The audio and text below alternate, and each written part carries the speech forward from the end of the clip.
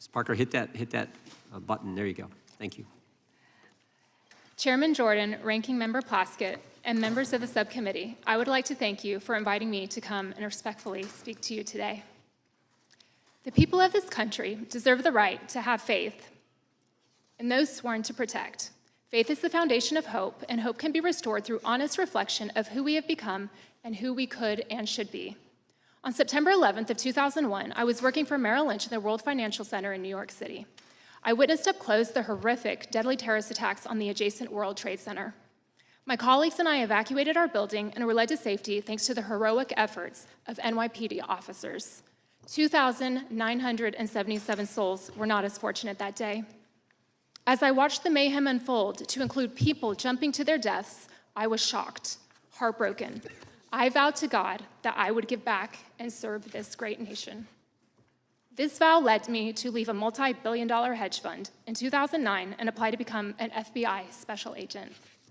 According to the Wall Street Journal, around 45,000 people applied to be special agents that fiscal year.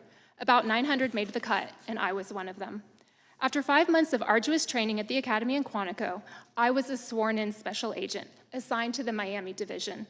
I considered it a very sacred responsibility and was honored to be entrusted to protect and serve the American people. My entire career was spent in the field, where I believed I could make the strongest impact in rescuing victims and putting criminals behind bars. It was my privilege to work alongside the finest and brightest in the FBI, local law enforcement, and our federal partners, participating in the investigations of myriad criminal cases. The Marjorie Stoneman Douglas high school shooting in Parkland, Florida, the 2017 Fort Lauderdale airport shooting, the Cesar Sayoc pipe bomb case, multi-million-dollar Ponzi schemes, crimes on the high seas, bank robberies, murders for hire, sexual assaults, extortions, and more. Yes, it was physically taxing and emotionally jarring, but I believed I was making an impactful difference. And every day, I woke up and I embraced being an FBI special agent until things changed. Over the course of my 12-plus years, the FBI's trajectory has transformed. On Bureau, the Bureau's mission had remained the same, but its priorities and governing principles shifted dramatically.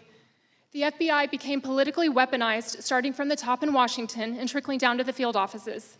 Although FBI employees have their First Amendment rights, they are not at the liberty to allow their personal political views or preferences to determine their course of action or inaction in any investigation.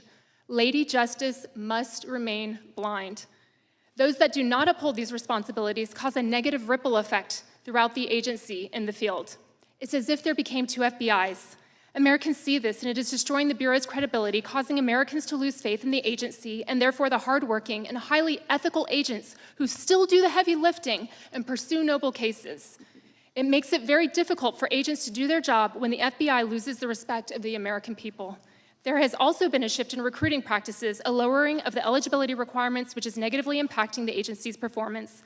And all this adds up to a loss of trust in the FBI by many Americans and low morale among many FBI employees. For many, becoming a special agent was their calling in life, but now it's merely a very dangerous and high-risk job with minimal contentment. Wary of consequences that come with voicing their displeasure, these agents keep their heads low. They work hard and they stay off the radar, and they count down the days until they can collect their well-deserved pensions. For me, distancing myself from egregious mistakes, immoral behavior, politically charged actions taken by a small but destructive few FBI employees became exhausting. Although I was always treated with the highest level of respect in the Miami division, I no longer felt that I was the type of agent that the FBI valued. I began to lose passion for the career I loved, and peace came as I reflected on the victims I assisted, the criminals I took off the streets, and I remembered positive performance reviews, awards, and accolades I had been given, as I left nothing on the line in my work as a special agent.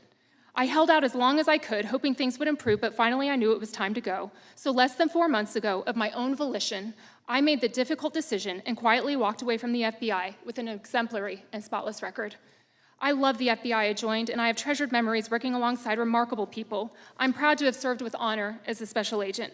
And while I sincerely pray for the FBI's future success, the FBI's troubles of late were bigger than anything I could change. Going forward, I will continue to serve others in our beloved country while honoring and celebrating the true heroes, both past and present, of the FBI. When I was invited to participate in this hearing, my initial reaction was to decline their request, as there may be others more capable who would do a much better job than me. And why would I want to subject myself to the stress of testifying, putting a target on my back, and likely facing public scrutiny? As I prayed about this invitation, the thought came to me: to whom much is given, much is required. And I realized that this is not about me. I have been given the opportunity to speak up on behalf of numerous current and former Bureau employees who feel similarly, but they do not have a voice. I am not here today to show favor to any political party. I am here to stand for the truth based on my experience at the FBI. In all humility, I hope to make an impact in creating a stronger agency, which is what Americans deserve.